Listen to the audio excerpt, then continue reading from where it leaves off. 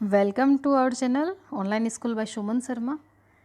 तो अब तक अगर आपने चैनल को लाइक शेयर एंड सब्सक्राइब नहीं किया है तो जल्दी से कर दीजिए। आज के इस वीडियो में हम चर्चा करेंगे सैंडर्स की हत्या के बारे में।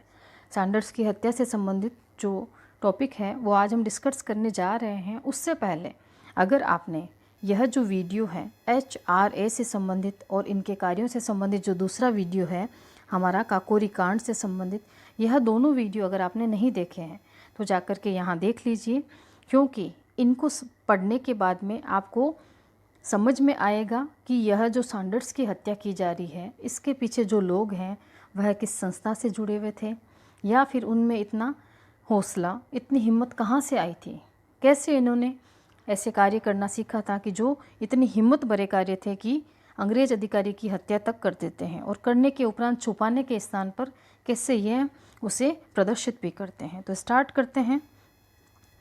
सैंडर्स की जो हत्या है 30 अक्टूबर, घटनाक्रम शुरू से लेके चलेंगे। 30 अक्टूबर 1928 को 30 अक्टूबर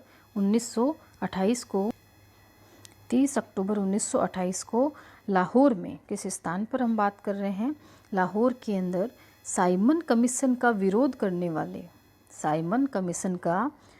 करने वाले पंजाब के शेर कहलाते हैं। ये पंजाब के प्रमुख नेता हैं लाला लाजपत राय।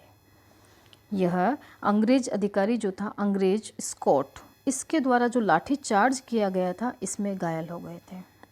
घटनाक्रम को हम रुख ले देते हैं कि सैंडर्स की हत्या क्यों हो रही है। एक घटना घट रही है कि साइमन कमीशन भारत में आया हुआ है और उस साइमन कमीशन का सबने विरोध किया है। उस स्थान पर हम देखते हैं कि लाहौर में इसका विरोध करने वाले एक व्यक्ति हैं जो पंजाब के प्रमुख नेता, पंजाब के शेर कहलाते हैं, लाला लाजपत राय। इनकी लाठी चार्ज में ये घायल हो जाते हैं। अंग्रेज अधिकारी है स्कॉट, और उस समय यह घायल होते हैं और एक माह के बाद उनकी मृत्यु भी हो जाती है उस लाठी चार्ज के कारण। अब इसका बदला लेना है। बदला लेने के उद्देश्य से 17 दिसंबर 1928 को व्यक्तियों के नाम है भगत सिंह, चंद्रशेखर आज़ाद और राजगुरु। इन्होंने लाहौर में स्कॉट को मारने का एक निश्चय किया। इन्होंने सोचा कि हम ऐसे करते हैं कि स्कॉट ने लाठीचार्ज किया था तो इसी को मार करके हम इसे बता दें कि हमारे नेता की इसने हत्या क्यों की है। निश्चय किया, परंतु हुआ क्या, धोखे के कारण स्कॉट के स्थान पर जो उसका एक सहायक था सैंडर्स, इसकी हत्या हो गई। घटनाक्रम कहता है कि लाहौर में साइमन कमीशन के विरोध में लाला लाजपत राय जो घायल हो गए थे, जिनकी 1 महीने बाद मृत्यु हो गई थी, उसका बदला इनको लेना है स्कॉट से। लेकिन स्कॉट के स्थान पर उनका जो सहायक है सैंडर्स, उसकी हत्या ये कर बैठते हैं। अब हत्या करने के उपरांत इन्हें कोई गम नहीं है कि इनके हाथ से ये कार्य हो गया है। यह क्या करते हैं, सैंडर्स की हत्या के बाद HSRA, Hindustan socialist Republican association, इन्होंने कुछ पोस्टर छपवाए।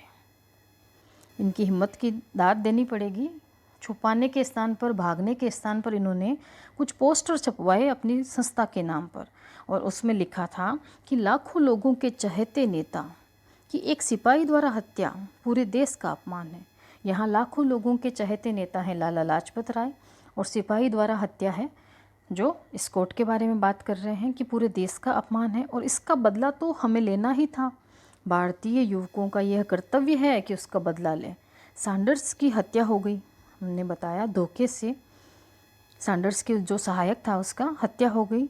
तो यह लिखते हैं सैंडर्स की हत्या का हमें दुख है, पर वह उस अमानवीय कृत्य या अन्यायी व्यवस्था का एक अंग भी तो था जिसे नष्ट करने के लिए हम संघर्ष कर रहे हैं। यह उन्होंने पोस्टर लगवाए, और सैंडर्स हत्याकांड के लिए ब्रिटिश सरकार ने जो केस चलाया है वह है लाहौर षड्यंत्र केस।